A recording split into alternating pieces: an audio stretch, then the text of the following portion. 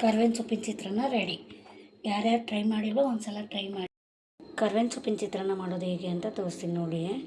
ಕರ್ಬೇವಿನ ಸೊಪ್ಪು ಈ ಥರ ಡ್ರೈ ರೋಸ್ಟ್ ಮಾಡ್ಕೊಂಡಿದ್ದೀನಿ. ಇಷ್ಟ ಆದರೆ ಸಾಕು.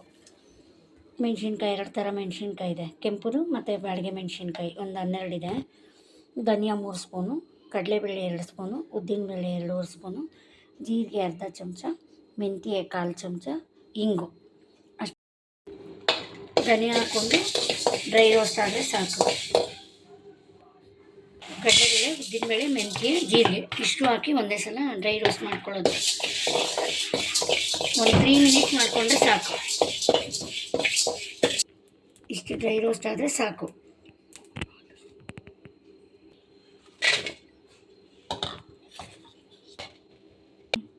ರೋಸ್ಟ್ ಮಾಡಿರೋದೆಲ್ಲ ಹಾಕ್ಕೊಂಡಿದ್ದೀನಿ.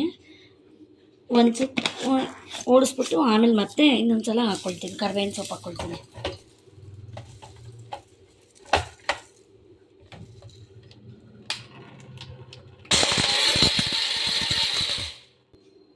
ಇಷ್ಟಾದಮೇಲೆ ಹಂಗೆ ಡ್ರೈ ರೋಸ್ಟ್ ಮಾಡ್ಕೊಂಡಿರೋಂಥ ಕರ್ಬೇವಿನ ಸೊಪ್ಪು ಹಾಕ್ಕೊಳ್ಳೋದು. ಉಪ್ಪು ಒಗ್ಗರಣೆ ಮಾಡುವಾಗ ಹಾಕಿ ತೋರಿಸ್ತೀನಿ.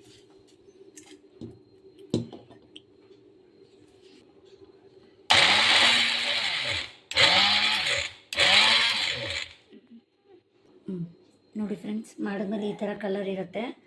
ಇದನ್ನು 1 ತಿಂಗಳವರೆಗೂ ಸ್ಟೋರ್ ಮಾಡಿ ಇಟ್ಕೊಳ್ಬೋದು. ಮತ್ತು ಕಲಸಿದ್ಮೇಲೆ ಹೆಂಗೆ ಬರುತ್ತೆ ಅಂತ ತೋರಿಸ್ತೀನಿ.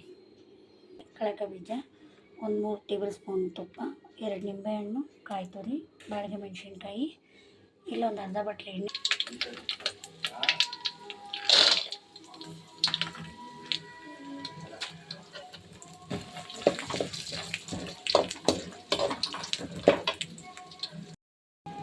ಅರಿಶಿನ ಹಾಕೋಬೇಕು. ಅರಿಶಿನ ಆದಮೇಲೆ ಕರ್ಬೇವಿನ ಸೊಪ್ಪು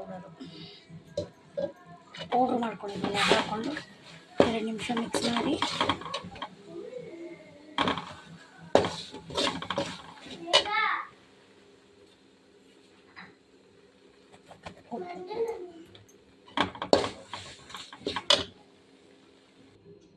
ಚಿತ್ರಾನ್ನ ರೆಡಿ.